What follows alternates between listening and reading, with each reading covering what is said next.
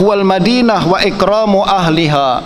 Salah satu tanda kita mentakzim baginda Nabi adalah mentakzim Madinah, sebab disitulah negeri baginda Nabi, disitulah makam baginda Nabi sallallahu alaihi wasallam.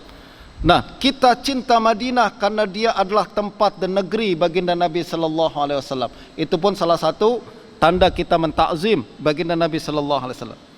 Wa minha, termasuk juga kita mentakzim Nabi, qat'ul kalam idza jara zikruhu aw yurwa ba'du ma jaa'a anhu. Termasuk kita cinta, tunjukkan tanda kita cinta dan takzim kepada baginda Nabi adalah kita tidak berkata-kata, kita diam, kita mendengarkan apabila ada seseorang menyebutkan nama baginda Nabi sallallahu alaihi wasallam. Kita diam, mendengarkan dengan penuh perhatian apabila hadis Nabi sallallahu alaihi wasallam dibacakan. Kita diam dan mendengarkan dengan tadabbur apabila sirah baginda Nabi sallallahu alaihi wasallam dibacakan. Itu tanda takzim juga kepada baginda Nabi sallallahu alaihi wasallam. Saya teringat tuan-tuan, dulu ada saya yakin tuan-tuan kenal dengan seorang sultan yang sangat besar, yaitu Sultan Salahuddin Al-Ayyubi, betul tak? Beliau adalah sultan yang sangat hebat tuan-tuan. Beliau pernah membebaskan Masjidil Aqsa daripada tentara salib selepas ditawan oleh tentara salib ni selama kurang lebih 90 tahun. Tak ada pemimpin Islam yang lain yang boleh membebaskan Aqsa melainkan Salahuddin Al-Ayyubi dengan pasukan dia yang sangat hebat. Dan pasukan yang hebat tersebut tuan-tuan, salah satunya adalah karena punya pemimpin yang hebat, yaitu Salahuddin Al-Ayyubi ini. Salahuddin Al-Ayyubi tuan-tuan, beliau tinggal di Mesir.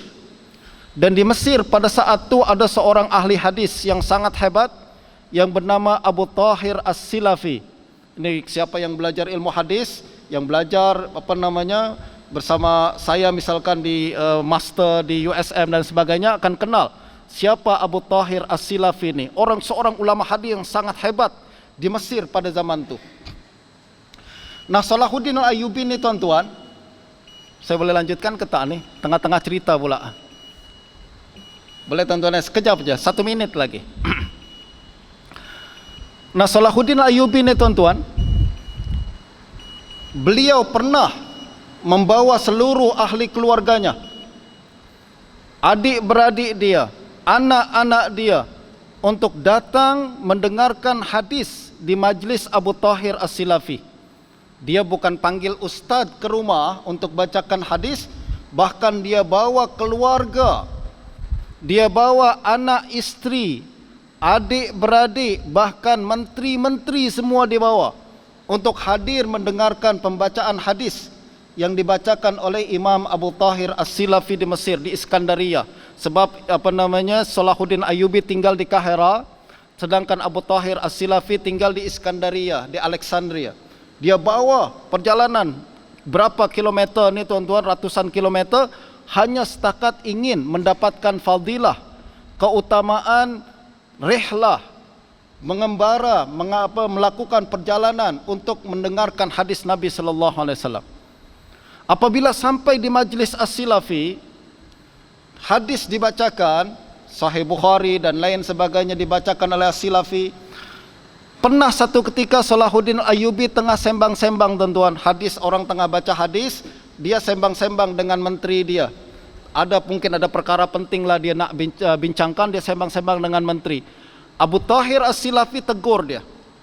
Dia katakan, wahai Sultan, tak boleh sembang-sembang ketika hadis Nabi dibacakan. Kalau nak hadir dalam majlis pembacaan hadis Nabi, awak kena diam. Ni hadis tengah dibaca. Masya Allah. Apa yang berlaku tuan-tuan? Kalau kita terus bangun tak datang lagi majlis tu, aku kena tegur depan orang, betul tak? Tapi Salahuddin Al-Ayyubi, betul, dia tunduk, Masya Allah. Dia cakap terima kasih Tuan Guru, terus diam sampai ke akhir majlis. Sampai ke akhir majlis untuk tunjukkan takzim beliau kepada hadis baginda Nabi sallallahu alaihi wasallam. Tengok pemimpin yang macam ni, Masya Allah, dengan takzim dia kepada baginda Nabi, Allah takzim dia di dunia. Karena dia meninggikan baginda Nabi sallallahu alaihi wasallam, Allah tinggikan nama dia di dunia. Sampai hari ini kita kenal beliau sebagai salah seorang pemimpin yang tak ada tandingannya, seorang pemimpin yang sangat besar pengaruh dan sumbangannya ke dalam dunia Islam, dan sebagai seorang pemimpin yang nama beliau masih harum hingga ke hari ini. Justru pesanan kita, saya kepada tuan-tuan dan puan-puan sekalian, mari sama-sama kita takzim baginda Nabi, kita muliakan baginda Nabi sallallahu alaihi wasallam. Mudah-mudahan dengan sikap seperti itu Allah besarkan nama kita di dunia, dan Allah besarkan juga nama kita insya-Allah nanti di akhirat. Saya rasa masa saya pun telah habis. Mohon maaf karena terlalu panjang, tapi berbincang tentang baginda Nabi adalah satu kenikmatan yang mudah-mudahan akan memberikan kemanisan kita di dunia dan juga ganjaran yang besar di akhirat nanti insya-Allah. Insya-Allah kita berjumpa semula pada masa yang akan datang. Mohon maaf kalau ada kekurangan.